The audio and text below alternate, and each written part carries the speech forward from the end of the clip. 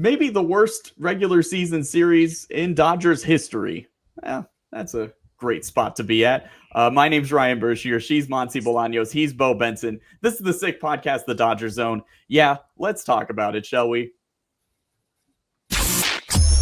Turn up your volume. Because you're about to listen to The Sick Podcast. The Dodger Zone. Cortez delivers. Freeman hits the ball to right field. She is gone! Gibby, meet Freddie. Game 1 of the World Series. The sickest LA Dodgers podcast. Fernando Valenzuela has pitched a no-hitter. If you have a sombrero, throw it to the sky. Start the party, Los Angeles. Your Dodgers have won the World Series. It's gonna be sick. Well, I hope you enjoyed your July 4th, and I hope you did so by spending time with family and friends and eating great food and getting out and watching a good fireworks show and not watching the Dodgers on July 4th because the Dodgers lost 18-1, their worst home loss in history, which I'm fairly certain was a record they had already broken earlier this year, and now they've broken it again. Monse, how are you feeling about the Astros series as a whole? Oh, I mean, I think the theme in this 4-game losing streak is just bad. Yeah. They made me feel bad. They look bad all around. First time that the Astros have swept the Dodgers at home in a 3-game series since 2008. That is not a good thing. I know the 18 runs scored on 4th of July was pretty bad, but it's like, I caught myself saying, like, what are you swinging at? What are we swinging at here, Shohei Ohtani? What are we swinging at here, Mookie? I feel like, I don't know if maybe everyone's a little bit tired. It's getting close to the All-Star break, so everyone's kind of just like, but swings that I saw from Mookie and Ohtani in these last couple of games were swings that I felt like I hadn't seen all season. And I'm just wondering, like, why are we going for those right now? I don't know. I didn't like any of it. Then we have our pitching issues. It's bad. Did I mention it's bad? That's the theme. It's bad. It's bad. Well, just how bad? Lay it on us. I am firm. I've been firm all year. I don't fucking care. They still have a 6-game lead in the division. Doesn't matter. The Astros are in the American League. Good for them. Congratulations. I saw some Dodgers writers like taking offense with booing Altuve, and like as far as I'm concerned, a Dodger fan has the right to shoot Jose Altuve while he's out there. So like he can get booed as much as he wants. I don't give a fuck. But firmly on the I do not care about the results of what happened. But they do look lost offensively right now, so that's not good. Jose Altuve is the one that you're allowed to boo the most because I think he's really the only connection that's still left there to 2017. So like that's fine. Like if you're gonna boo anyone on the Astros, it should be Altuve. It's not like, don't take it out on Cam Smith. He was like 4 years old during the 2017 World Series. And that guy's good. That guy's gonna be really good. Yeah, really, really bad series. And it's very clear that this team is already on the All-Star break. Which leads me to a great spin job that I'm about to give you. Okay, let's. I'm here with you. I support you. This is the absolute best time to play your worst baseball. 100%, because you're about to go into the All-Star break, so you're going to get that much needed time off, and you're playing your worst at a time when the front office has to weigh just how aggressive they need to be at the trade deadline. And so if you're going to play poorly right now, it's sending messages to the front office that, all right, maybe we do need to be a little bit more aggressive in getting another bat for the lineup. Obviously, people will bring up pitching, and sure, including that first game with the Brewers, they were outscored 38-7. That's awful. I believe 37 of those runs were Noah Davis. So I don't think it matters much in terms of just how the pitching performed. I mean, understandably, again, in all seriousness, like Yoshinobu Yamamoto got rocked in his first. He only got 2 outs against the Brewers, Now, part of that was, Mookie didn't help him out by throwing a ball into the dirt that could have ended the inning. But he also gave up a home run to Andrew Vaughn, who is hitting below 200. And the White Sox gave him away for a pitcher that the Brewers were giving away. It was just a swap of people who neither of them wanted to see anymore. So he didn't have his best stuff. So you're not going to get that from Yamamoto for the rest of the season, I would imagine. I'm willing to bet that fingers crossed. Yeah. Assuming that he does not get hurt, every single start he's going to have for the rest of the season in the playoffs, he's going to get more than 2 outs. Okay. So I think we'll be fine. But it is the offense that's more alarming. And it's the fact that, as you said, Monse, like guys are giving just weird, uncompetitive at-bats. It was also like guys got banged up really quick. Teoscar Hernandez still hasn't come back on the field, which when he was on the field, he wasn't really there anyway, I guess, for the last couple of weeks because boy, his outfield play has looked really rough as of late. So it's kind of good, actually, that he's going to get himself an extended All-Star break here, it feels like, even though I don't think he wasn't put on the IL, right, because they put Kike on the IL. He is still available, but you might as well kind of give him these few days off into the All-Star break, let him reset, because it was so bad in right field that people are questioning his effort in general. And I can't help but do the same, because when balls were hit to him, he's barely jogging.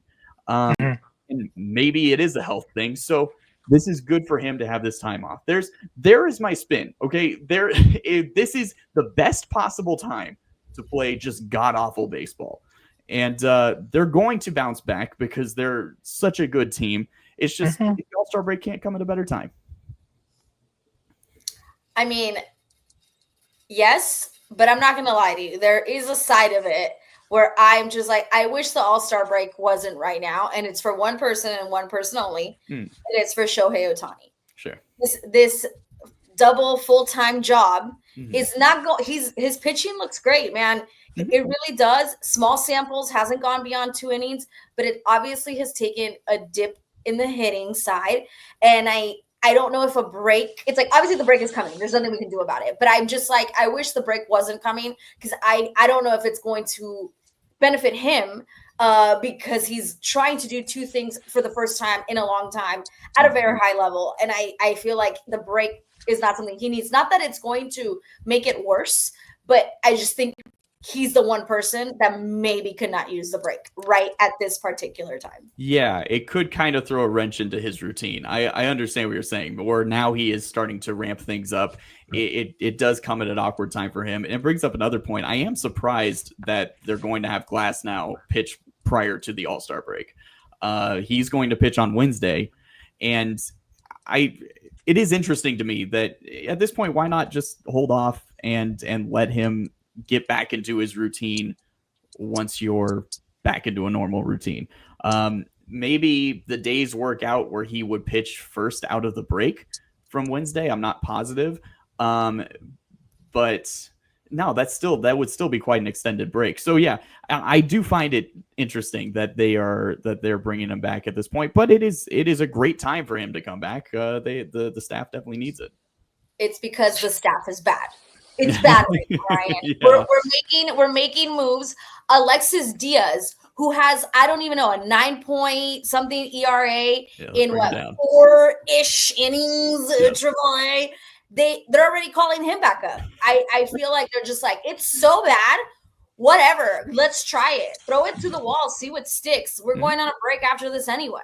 I think that's just the approach because, yeah, like you said, like the pitching has not looked.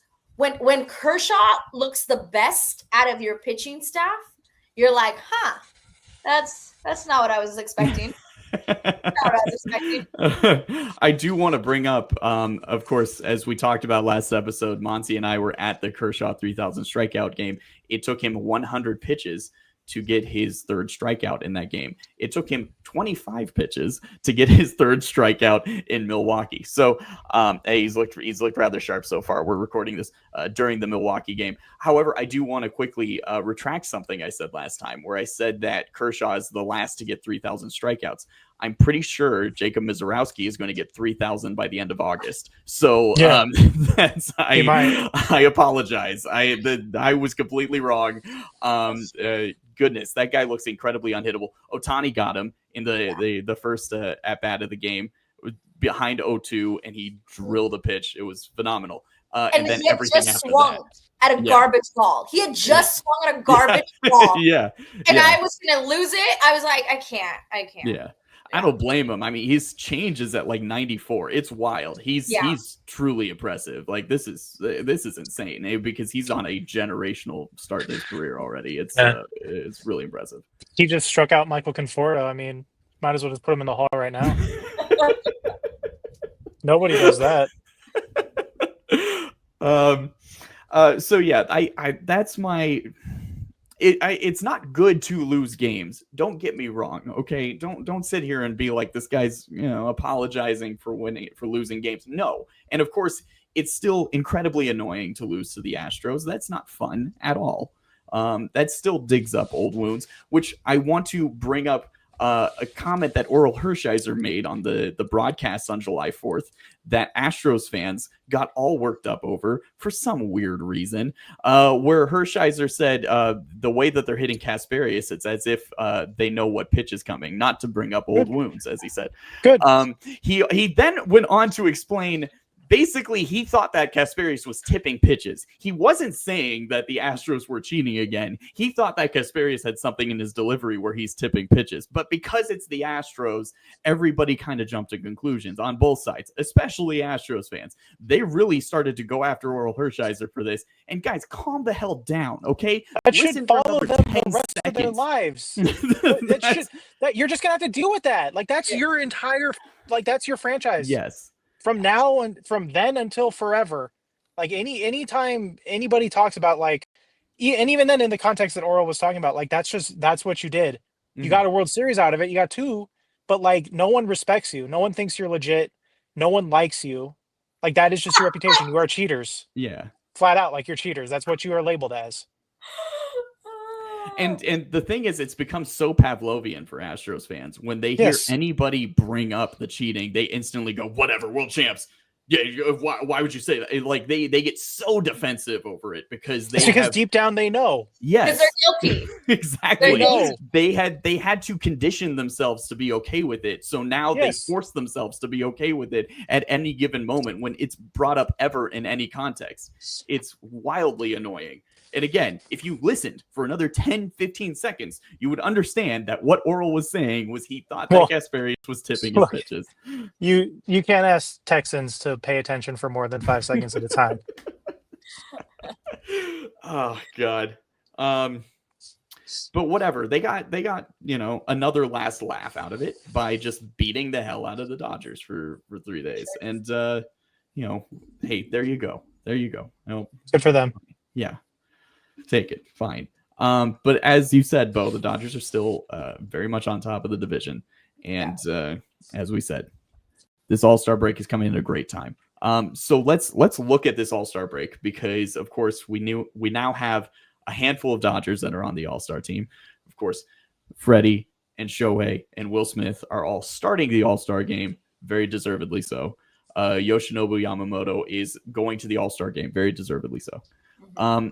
Clayton Kershaw has become the 3rd player ever to be the special legends pick by the commissioner to honor them for their careers. Of course, Albert Pujols and Miguel Cabrera were both all-stars a couple years ago, ushering in this ability that the commissioner now has. And he has used it to put Kershaw on the team. And I think that is awesome because, again, he reached the 3,000 strikeout milestone. That's incredibly impressive. I do think that this would be a little easier for other people to take if Kershaw had already said that this would be his last season. This is something I've said a few times now. I wish that Kershaw would just tell us that this is his last season.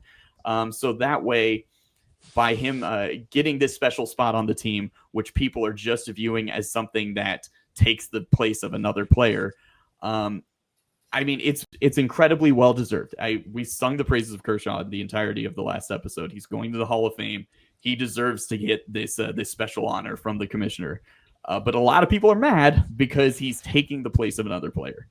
And what I want to bring up is look at the All-Star roster. And this has been an issue for a very long time, where you have this requirement that every team has to have a player on the All-Star team. Especially nowadays, not every team has a player that is All-Star worthy. Not to dump on the accomplishments of Hunter Goodman. He's had a strong season. Kyle Stowers has had a strong season. But it is hilarious to look at them being on the All-Star team and know that guys like Juan Soto are not. From the Dodgers' perspective, if we're going purely statistical, Andy Pages needs to be on the All-Star team. In fact, his numbers are better than Fernando Tatis Jr.'s, and Fernando is on the All-Star team, and not because, as a requirement, the Padres have other All-Stars. And quite frankly, to be honest, I think Pages is the only Dodger that's truly a snub, because I think, yes, Mookie was in the final in the voting. Teoscar was in the final in the voting. If you look at other guys at those positions, there are other guys who are more deserving. Mookie's offensive numbers this season are just simply not at all-star level. Teoscar really was phenomenal for the first couple months of the season and has tailed off since then. And there's a lot of outfielders that are missing from this roster. So that's kind of my couple big takeaways from the All-Star game. If you're mad about Clayton Kershaw being on the team, I think there's other things to be mad about, quite frankly. Okay, so Juan Soto is just flat out not an All-Star? No. Right now. That's what you're telling me? At the moment. At the moment. So you're telling me that a guy that plays in the biggest media market in a fan-voted like contest did not qualify for the All-Star team? Really? Like, honestly? What are Mets fans doing? That's the thing. I understand that's bigger than anything else. Like, what are Mets fans doing? Vote for your guy. Yes. He had a rough first month of the season, so his average isn't great, but he has been on a tear for the last month plus. But it's also like it's the Royals got their entire roster into the All-Star game through voting. Yeah. Like 10 years ago. What are you doing? Yeah. It's an epic fail. It's Juan Soto. And y'all didn't how much money is he making? He's literally it is unreal that they let that one slide. Even though you have a rough That's embarrassing. That's just flat embarrassing. Flat out. Like what that is such piss poor work from your fan base. It is really funny. It is really funny to think about, like, Juan Soto, the man who just made $700 million in the offseason, and you're having a display of the biggest stars in your game, and you don't have him there, but you're like, hey, it's the eighth inning. You want to watch Kyle Stowers hit now? Yeah, no, we gotta get. I mean, he'll be there. Like, Pages will be there because guys are going to drop out and everything. Yeah, that's fine. fine. What I figure. Yeah. But there's like you are the Mets. You are in New York. Like, how are you not voting this guy into the All-Star game? I don't care how bad or good he's been. Right. Like, it's just like he's got to regret signing that deal with the fucking Mets. Like, I feel like if Juan Soto could go back to past him and be like, do I take $100 million less, but I play with the Yankees, or do I take $100 million more and play for the Mets? It's the Yankees every time. Yankees Juan Soto would be starting the All-Star game. Yeah. Like, what the hell, dude? Yeah. Yeah, I thought that too, but then he, like Ryan said, he's been on a tear. So maybe he's liking it a little bit more, but I'm with you, like, bad job on the fans. This whole thing with Kershaw, shut up. Like, even if he plays next year and he gets selected again on a legend pick, shut up. Mm-hmm. Obviously, it's because he reached the 3,000. And if you can't see that, then I can't help you. Mm-hmm. But there is a chance that this is really his last season. He doesn't seem, we've talked about this, like the type to announce that this is his farewell season or that he's ending, but it all seems to point in that direction. And if he plays one more year, then he plays one more year. And if he goes again, then he goes again. Like, it's so stupid. You're mad that we don't have another pitcher that's going to pitch one inning, one third of an inning. Yeah. Like, that's all you see from these pitchers anyway. The ones we want to see, we don't get to see because everybody just wants to see Paul Skeens out there for 4 innings plus. Tarek Skubal for 4 innings plus. Mm-hmm. You know, instead we're going to have to settle for an inning out of our favorite ones and then a piece of an inning from the others. So that's what you're upset. It's so funny. It's like what I really like about it too is Justin Verlander is probably in his last season, right? Like he's a guy who's had a career that you would probably have as a legend pick. But he has been so fucking bad. Like he has been awful.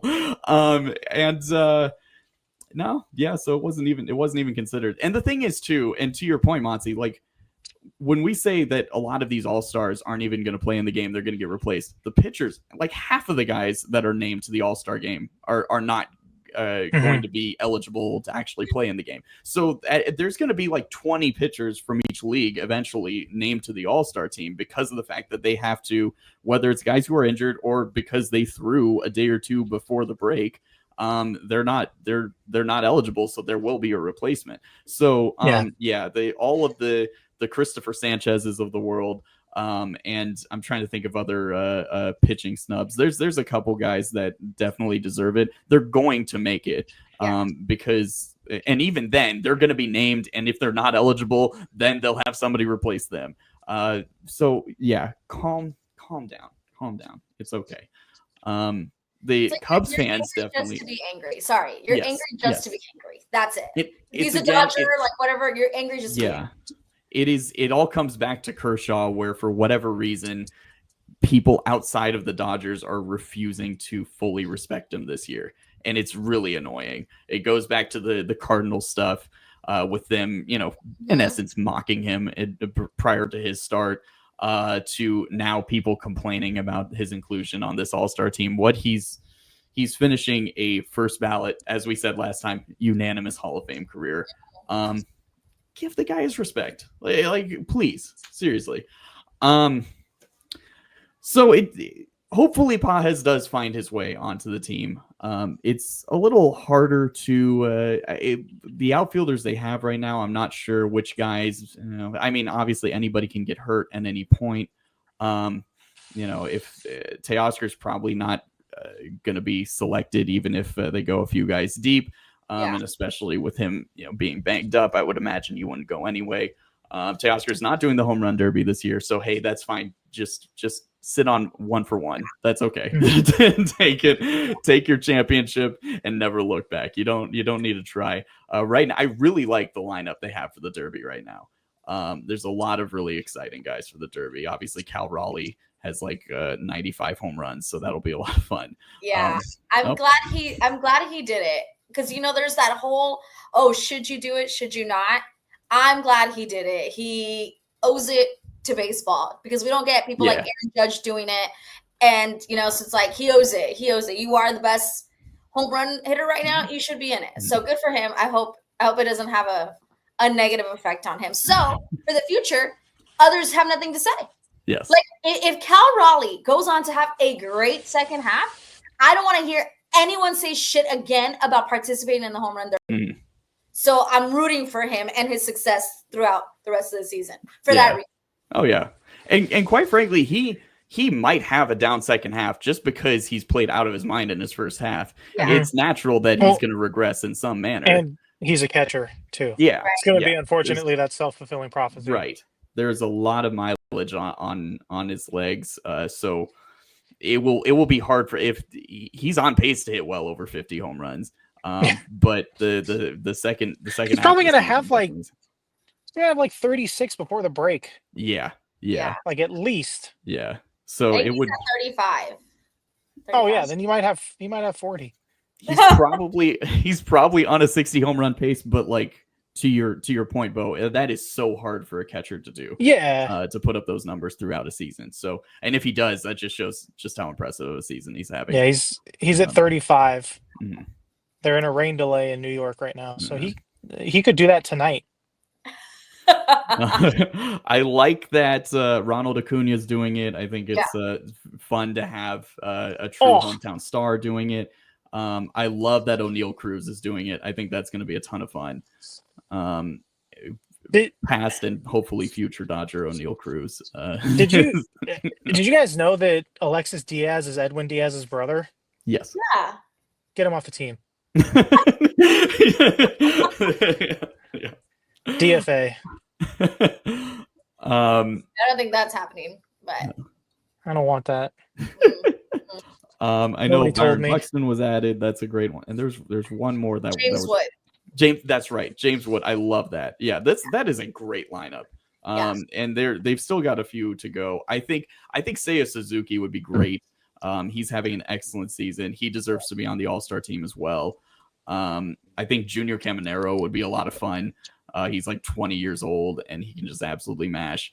So this is a, obviously the home run derby doesn't like mean anything, but I do genuinely enjoy it. And I think they're doing a great job of promoting some young stars that are really going to put on a show. Yeah. And then we'll probably talk prior to the All-Star game, so we'll see what happens. Things will move around in terms of who shows up and whatnot. Are we going over or under 2.5 innings for general body soreness tomorrow? I think he gets over. I think he gets to 5 innings. Ooh. I really do. That's a big number. I have faith. Yeah. Well, he's actually thrown rehab starts, so I think that I'm aiming high. 5 innings. We could use somebody. The fact that is it true that Dustin May is the only pitcher so far that has reached 8 innings for us this year? Hell yeah. Let's hope we could use that. We could use that. And what an awesome outing he had against the White Sox. He did. That was feeling special. It was. So really, really tremendous. Again, I mean, yeah, sure, it's the White Sox, but that is something that Dustin May very much needed for the way his season has gone. It's been very up and down. His stuff is still very much there. But that was a start that was definitely needed. Yeah. It's hard to talk about the rest of the rotation because it's really guys just coming in and out. Emmett Sheehan has looked very good. In fact, Emmett Sheehan, I think, should be in the rotation full time. I know his last outing wasn't as sharp, but I still have a lot of confidence in him with the way that he's looked in the minors as well since coming back from surgery. I like Justin Wroblewski's stuff a lot. I think seeing what he has done in his opportunities, again, his last outing rather, not as great.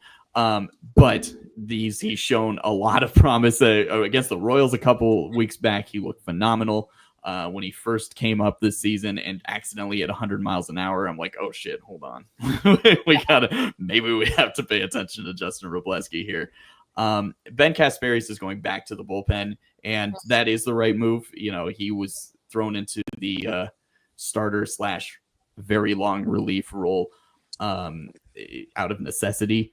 But we've seen just how effective he is as a back end of the bullpen guy, and I think that's going to be a huge addition to the back end of the bullpen. That definitely needs some help because obviously Kopech has been out; he should be back soon.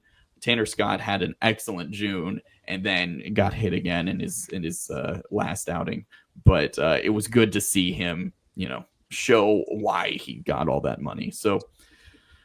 But it is hard to talk about this pitching staff because otherwise then you've just got guys who are just showing up for the day to hang out. And then, of course, they have to pitch 3 innings because of weird things that happened to everyone. Luis Garcia is gone. He was actually, I think he went back to the Nationals. Great. Can they insert taps there? Yeah. Let's throw that in. Just been a wild time. Hey, the last couple of weeks has been, I've been married for a little over 2 weeks now, which is me. That's the wedding feels like it was a month ago actually. And it's bonkers to me that it's only been a couple of weeks, but it was awesome. The wedding was phenomenal. Thank you guys both for being there. Beau, you did a whole lot. Beau was a groomsman, and he was a phenomenal groomsman. That's right. And Monse was a phenomenal attendant. So yeah, thank you. Yes. So yeah, that's still been, it's been great to live in the fun that was the wedding and the fun that has been married life thus far.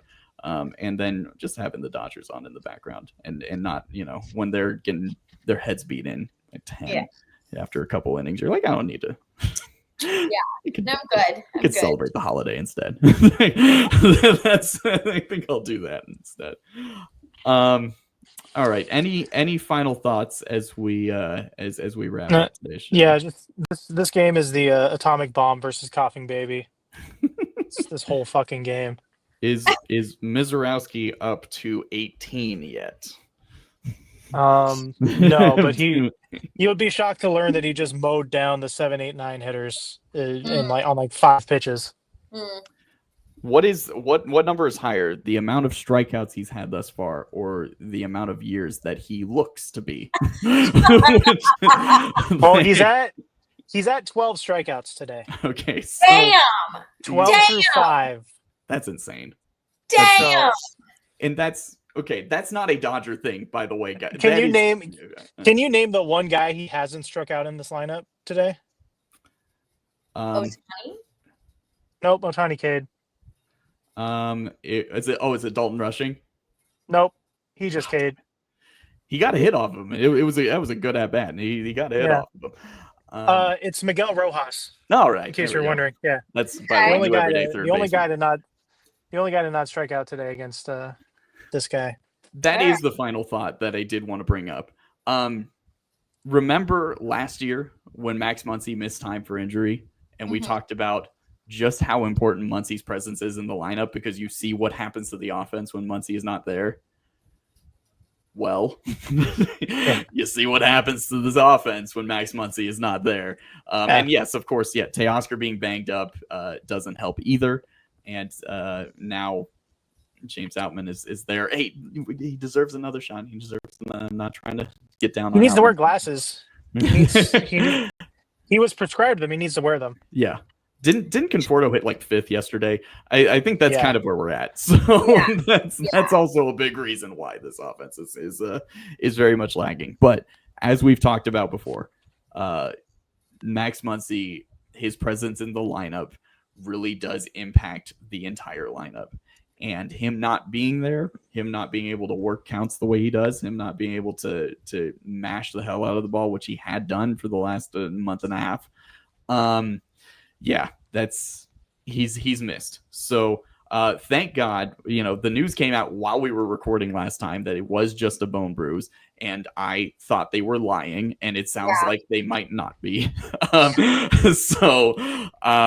there's still time. They could still be lying, but it sounds like they're fine. And it sounds like they'll probably just kind of get to the trade deadline and say, well, Max is coming back. That's like a trade deadline acquisition.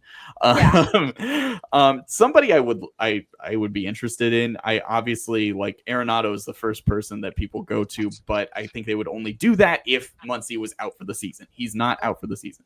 I think Ryan McMahon is an interesting choice. He would provide some pop off the bench and can hit at different spots in the infield. And Beau, why don't you like that? That'd be great, but what team does he play for? That's true.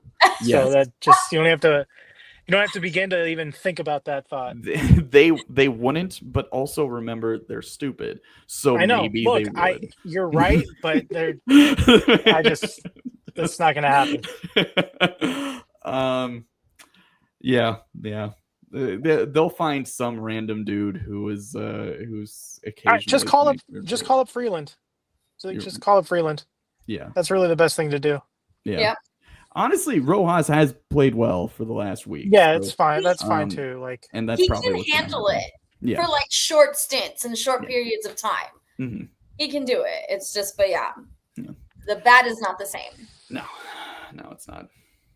All right. Well, hopefully the Dodgers are not the same when we talk next week because everything has been bad.